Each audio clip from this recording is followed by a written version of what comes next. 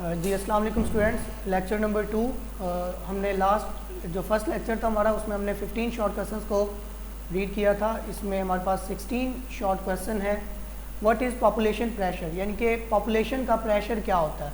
Population growth is the increase in number of people living in particular area, यानी कि एक मखसूस area के अंदर रहने वाले लोगों के अंदर उनकी ग्रोथ जब होती है, उनमें जब लोगों में इजाफा होता है, आबादी में इजाफा होता है, तो उससे पॉपुलेशन के ऊपर जब वो प्रेशर इंक्रीज होता है। Since population can grow exponentially, resource depletion can occur rapidly leading to specific environmental concern such as global warming, deforestation and decreasing biodiversity. तो पॉपुलेशन प्रेशर का मतलब यही होता है कि ग्रोथ का इंक्रीज़ होना, यानी कि लोगों का ज़्यादा पैदा होना, जिससे आबादी पॉपुलेशन जो है वो क्या कर जाती है, इंक्रीज़ कर जाती है, जिससे फिर डिफरेंट किस्म के प्रॉब्लम्स जो है वहाँ पर प्रोड्यूस होती हैं। वो हम नेक्स्ट देखेंगे डिटेल के साथ जब हम इनके लॉन्ग क्वेश्चंस को डिस्कस करेंगे।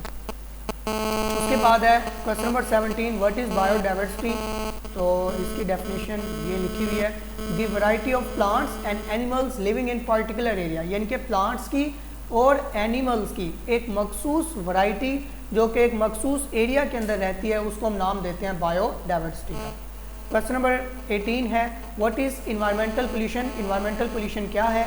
Environmental pollution is defined as the contamination of the physical and biological components of the earth atmosphere system to such an extent that normal environment processes are adversely affected, यानी कि वो तमाम चीज़ें जिनके add होने से environment की जो नॉर्मल प्रोसेस थे वो अफेक्ट कर जाएं किसी तरीके से, तो उसको हम नाम दे देते हैं इन्वायरमेंटल पोल्यूशन का। इसमें आपको पता है एयर पोल्यूशन है, नॉइज़ पोल्यूशन है, वाटर पोल्यूशन है और डिफरेंट किस्म की आपके पास पोल्यूशन की टाइप्स हैं। उसके बाद है question number 19, what are different types of environmental pollution.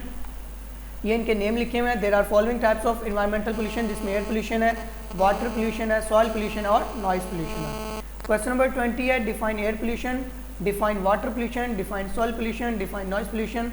तो इसके आंसर्स के लिए हम लॉन्ग क्वेश्चन जब हम रीड करेंगे तब मैं आपको ये वाला क्वेश्चन करवा दूंगा, ठीक है, क्योंकि हमने इन तमाम टॉपिक्स को एज ए लॉन्ग प्रिपेयर करना है, एयर पोल्यूशन को, वाटर पोल्यूशन को, सॉइल पोल्यूशन को, नॉइज़ पोल्यूशन को, तो तब हम इसको डिटेल के साथ देखेंगे। और जो क्वेश्चन नंबर 21 है इसको भी हमने डिटेल में करना है, तो ये हम तब स्टडी कर लेंगे जब हम लॉन्ग क्वेश्चन रीड करेंगे। What are sources of air, water, soil और नॉइज़ पोल्यूशन, इनके सोर्सेज भी पूछे हुए हैं। उसके बाद है question number 22, what are fossil fuels. Fossil fuels क्या होते हैं। A fossil fuel is a fuel formed by natural process such as anaerobic decomposition of buried dead organisms containing organic molecules, organisms in ancient photosynthesis that release energy in combustion, जिसमें coal, oil और natural gas। Basically fossil fuels क्या होते हैं कि हज़ारों साल पहले, billion years ago, ये जो दरख्त थे, ये डिफरेंट चीज़ें थी, जब ये ज़मीन के ऊपर गिरी तो ये ज़मीन के अंदर दब गई, ऊपर से मिट्टी आई, फिर ऊपर से लोगों ने चलना स्टार्ट किया, ऊपर से बारिश हुई, तो वो नीचे की तरफ ये जो जितना भी एनिमल्स थे उनकी हड्डियाँ थी या दरख्त थे उनके जो पत्ते या डिफरेंट जितनी भी चीज़ें थी वो ज़मीन के अंदर जब दबती गई तो हाई प्रेशर गैसेस बनी। जब वो हाई प्रेशर गैसेस ज़मीन में से निकली और एटमॉस्फेयर के अंदर इंटर हुई, तो उन तमाम चीज़ों को हम नाम देते हैं फॉसिल फ्यूल्स का। ये कोयला भी उसी तरीके से बना है, उसी प्रोसेस के तहत, ऑयल भी उसी प्रोसेस के तहत बना, और नेचुरल गैस जो कि हम घरों में यूज़ करते हैं, कुदरती गैस, मीथेन गैस भी इसको कहते हैं, तो ये भी उसी प्रोसेस के तहत प्रोड्यूस हुई है। उसके बाद क्वेश्चन नंबर 23 है, differentiate between non renewable and renewable sources. Non renewable और रीन्यूएबल सोर्सेज के अंदर फ़र्क बताना है। Resources are characterized as renewable or non-renewable. A renewable resource can replenish itself at the rate that is used, while a non-renewable resource has a limited supply. यानी कि जो renewable होता है वो दोबारा खुद को रीन्यू कर सकता है, दोबारा यूटिलाइज हो सकता है, दोबारा इस्तेमाल हो सकता है, जबकि नॉन रीन्यूएबल जो है वो एक दफ़ा इस्तेमाल होगा और दोबारा इस्तेमाल नहीं हो सकता। रीन्यूएबल रिसोर्सेज इंक्लूड, इसमें टिम्बर है, विंड है, सोलर, ये पानी को, विंड को, हवा को आप बार बार यूज़ कर सकते हैं, जबकि नॉन रीन्यूएबल रिसोर्सेज में आपके पास कोयला, कोल और नेचुरल गैस, कुदरती गैस ये आ जाती है। What are biotic and abiotic components of environment. Biotic और एबायोटिक कंपोनेंट्स क्या होते हैं। Abiotic factors refers to non living physical and chemical elements in the ecosystem.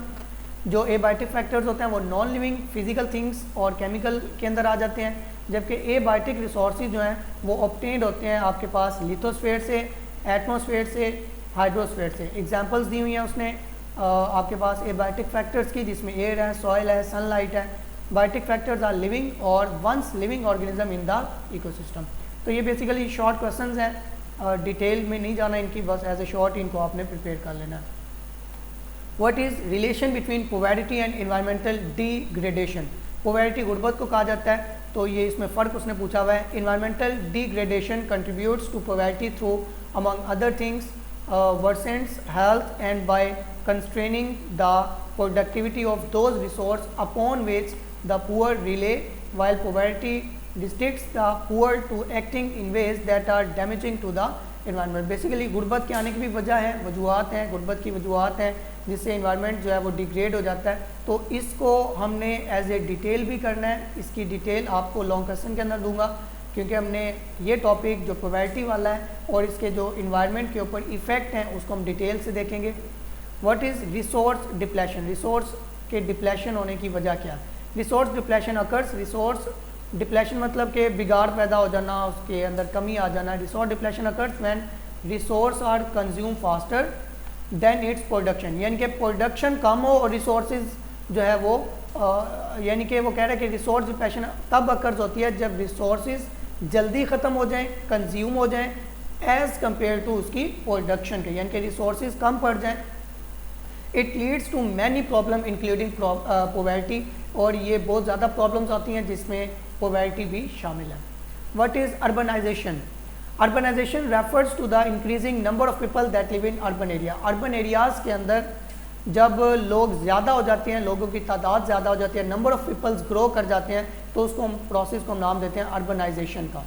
Urbanisation is not merely a modern phenomena but a rapid and historic transformation of human social roots on a global scale। ये अब की बात नहीं है, मतलब growth तो बढ़ती रहती है, ईयरली कह लें, पर डे के हिसाब से कह लें, पर मिनट के हिसाब से कह लें, तो आबादी के अंदर जो इजाफा है वो तो होता ही रहता है। तो जब अर्बन एरियाज़ के अंदर पीपल्स ग्रो करते हैं तो उस प्रोसेस को हम नाम देते हैं अर्बनाइजेशन का। उसके बाद एसिड रेन, एसिड रेन आपने पहले भी पढ़ा हुआ है। एसिड रेन और acid deposition is a broad term that include any form of precipitation with acidic components such as sulfuric or nitric acid that falls to the ground from atmosphere in wet or dry form। ठीक है, acid rain क्या होती है? इसके दो नाम है, acid deposition भी कहते हैं इसको। ये बेसिकली कब आती है? जब आपके पास सल्फ्यूरिक और नाइट्रिक एसिड फॉल करता है ज़मीन के ऊपर, और वो फॉल करने के दो तरीक़ेकार हो सकते हैं, वो ड्राई फॉर्म के अंदर भी फॉल कर सकता है और एसिड फॉर्म के अंदर। ये ज़्यादातर बारिश जब होती है उस टाइम ये ज़मीन के ऊपर फॉल करते हैं। उसके बाद है what is wild life? All non domesticated animals and non cultivated plants are known as wild life. उसके बाद लास्ट क्वेश्चन है व्हाट आर एंडेंजर्ड स्पीशीज़ और what is extinction of species? The species which are in danger, वो species जो कि ख़तरे के अंदर हों, of being extinct, are called endangered and endangered species, जिसमें पांडा और टाइगर, यानी कि वो तमाम स्पीशीज़ जो कि ख़त्म होने के करीब हैं या ख़त्म हो चुकी हैं उनको हम नाम देते हैं एंडेंजर्ड स्पीशीज़ का, जिसमें पांडा और टाइगर शामिल है। ये तमाम अब ज़मीन के ऊपर बहुत कम तादाद या ना होने के करीब पाए जाते हैं। ठीक है जी, तो ये हमारे पास दो लेक्चर्स के अंदर हमने शॉर्ट क्वेश्चंस को डिस्कस किया है। ये आपके पास इन्वायरमेंटल साइंस के हवाले से ऑलमोस्ट जितने भी शॉर्ट क्वेश्चंस बनते थे, मज़ीद जितने होंगे वो आपको ऐड कर देंगे हम। फ़िलहाल के लिए आप इन शॉर्ट क्वेश्चंस को याद कर लें, इनका हम टेस्ट भी रखेंगे 30 शॉर्ट क्वेश्चंस का, आप इनको अच्छे से प्रिपेयर कर लें। थैंक यू, अल्लाह हाफ़िज़।